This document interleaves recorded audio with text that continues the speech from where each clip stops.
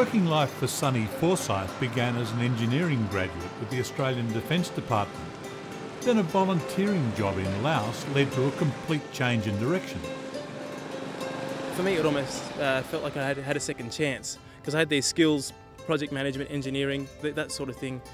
And all of a sudden I could see that, you know, what I was doing on a from day to day actually made a very real impact on other people's lives, and I was able to make a small contribution. That's something that I got a real thrill out of. It's a journey that led Sunny to a Lao grandmother, a master potter in the traditional sense. She's got the local clay, she's mixed it with coffee already, and she's now just formed a base and placing that in the mould. This simple-looking clay pot has the potential to raise the quality of life's most basic necessity throughout the developing world, water.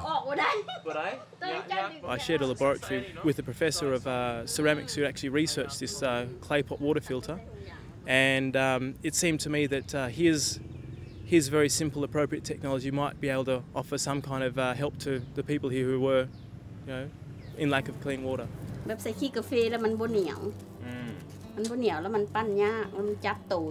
first time I saw the filter, it was kind of an interesting curiosity. I thought, oh, that's interesting that you can make a water filter so simply, nothing more.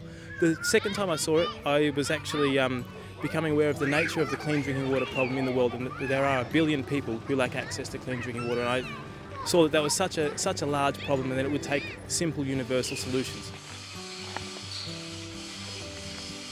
During the firing process, the coffee grounds get burnt out, so if you look at this under a microscope, you'd actually see a bunch of microscopic holes, small enough that they actually won't let bacteria through. So while the water passes through, the bacteria doesn't.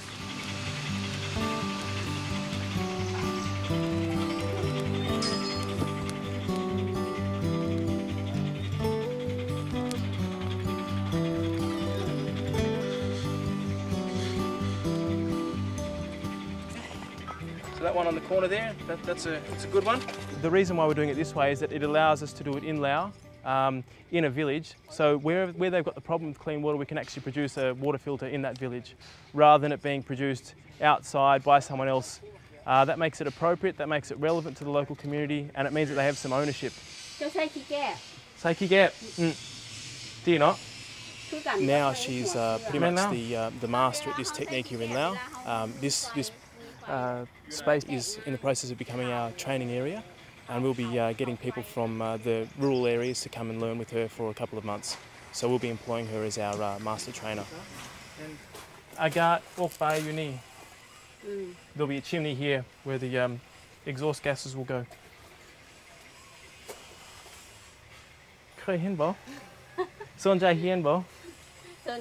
Yeah, she's never seen one like this before, but she's interested to learn.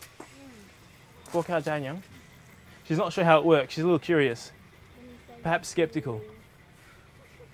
She thinks it'll break when we fire it up because we haven't used cement in the mortar. I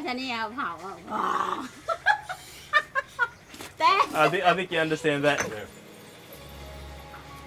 The aim is to create a micro business that can be started for less than a couple $100, and that potters can do in their own communities.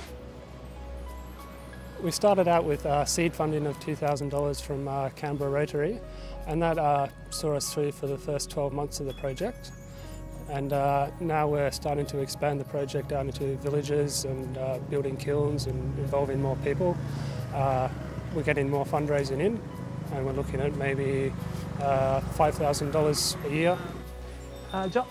How many people take water from here? The success of this project is very dependent on the acceptance of villagers.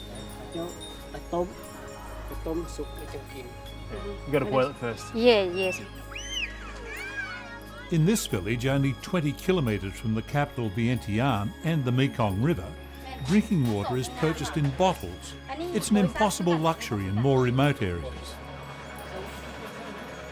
This is an example of the filter. So I will put it is just like this so they can see how it works. We'd like to hang on the here. You put the dirty water in here. Nam yunai ni bo sa'at.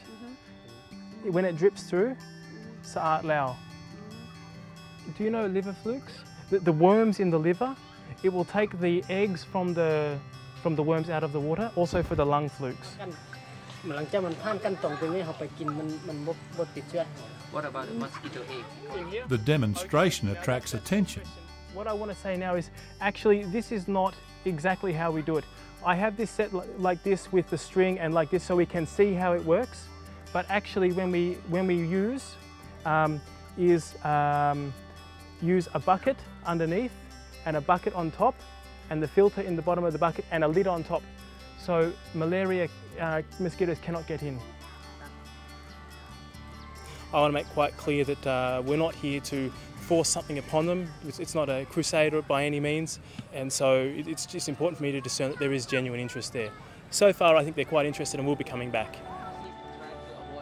If I can set up this project here so it can be run by the local Lao, then I'm actually not building dependency. They're not relying on me to run it, they can do it themselves, and we can then go and help someone else to do the same thing.